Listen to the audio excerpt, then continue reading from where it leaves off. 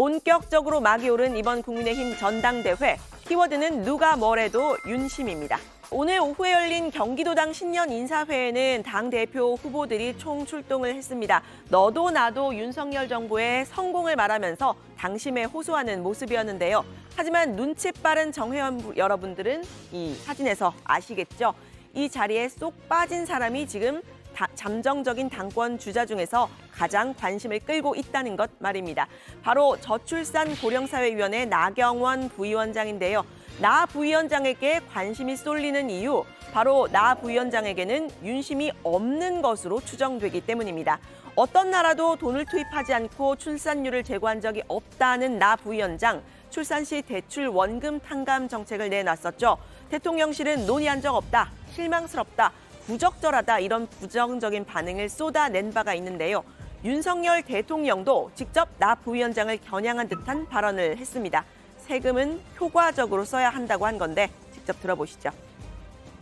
절대로 이런 일들은 정치나 선거나 이런 진영이나 이런 데 영향을 받아서는 안 되고 정말 국민만 생각할 줄 아는 그런 데에서 우리 국민의 세금을 정말 아주 효과적으로 써야 된다. 네, 여기서 분명한 건요. 윤심이 등을 돌렸다 이런 해석이 나오니까 당내 분위기도 좀 달라졌다는 겁니다. 일단 나 부위원장의 오늘 제주도당 방문 일정이 이렇게 있었는데요. 하루 전날인 어제 오후 전격 취소가 됐습니다. 대통령실과의 불화설을 의식한 국민의힘 제주도당이 일정 연기를 타진한 거다 이런 해석이 나왔는데요. 저출산 고령사회위원회 부위원장 그리고 기후대사라는 막중한 지위를 가진 나 부위원장에게 당권 도전 견눈질 하지 말라는 공개적인 경고도 나왔습니다. 장관의 지위를 2개나 주고 윤석열 대통령님의 바로 다음 자리인 저출산 고령화 사회위원회 부위원장 자리를 주었는데 공무원의 책임도 역할도 하지 못하고 민간인으로 회피하시는 분이 어떻게 당을 이끄는 정치인의 지위를 생각할 수 있습니까? 네, 주호영 원내대표 역시 공직과 당직을 함께 맡아선 안 된다고 선을 그었습니다.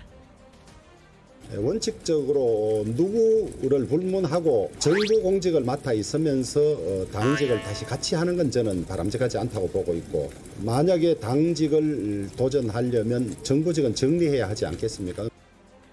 네, 대통령실 일각에서 해촉설까지 나왔던 나 부위원장, 결론적으로는 오늘 저출산 고령사회 부위원장직 전격적으로 내려놓겠다는 의사를 밝혔습니다. 이 사실이 언론을 통해서 알려진 건 이 윤핵관 이철규 의원과 오전에 서울 모처에서 만난 직후였는데요. 모종의 조율이 있었지만 잘 되지 않은 것으로 풀이가 되죠. 당내에서는 나 부위원장이 당대표에 도전을 하더라도 쉽지 않을 거다 경고음이 나왔습니다. 이미 대세는 정해졌다는 겁니다. 네, 나 부위원장은 사의 표명과 당대표 출마 여부는 별개다 이렇게 일단 선을 그었지만요. 전격적인 사의 표명, 결국은 당권 도전에 한 걸음 더 가까워진 거라는 해석이 나왔습니다. 당권 출마로 승부수를 던질 경우에 비윤이라는 꼬리표를 달아야 한다는 점, 이 나 부위원장의 고민일 듯한데요.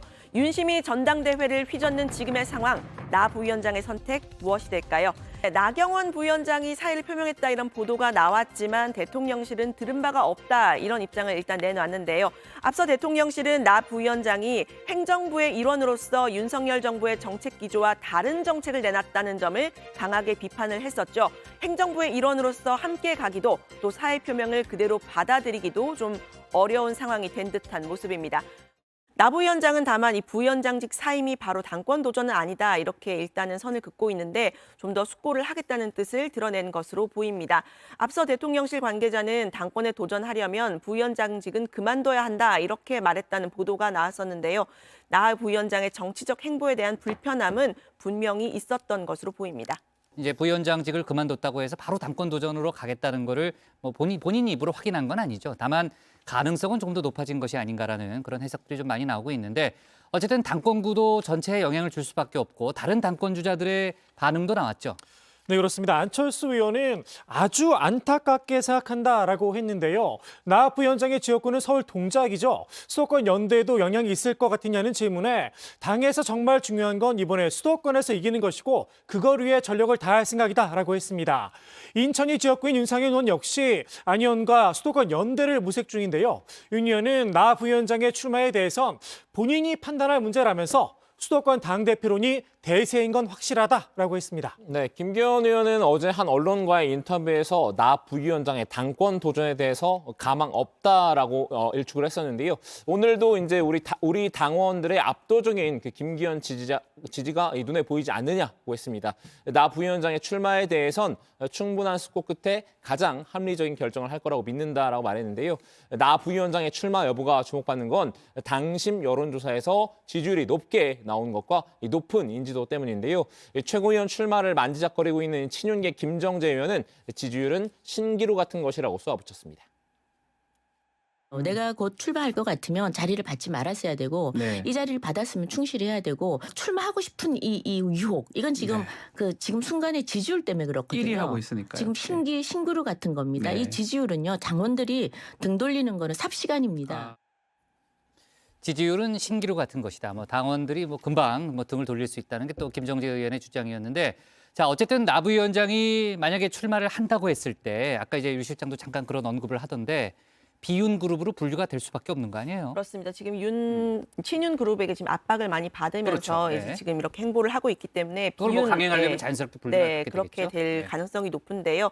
지금 이제 이런 모습이 대통령실과 각을 세우면서 친윤 표심에서는 좀 멀어질 수가 있지만 또 일각에서는 동정표를 사고 있다 이런 분석도 나오고 있습니다. 나 부위원장이 등판 가능성이 높아지면서 이 원조 비윤이라고 할까요? 이 유승민 전 의원의 셈법도 좀 복잡해질 듯한데요. 유 전 의원은 설 연휴쯤에 출마 여부를 결정할 계획이라고 하는데 유 전 의원의 출마 여부 역시 여전히 전당대회 변수가 될 수 있어 보입니다.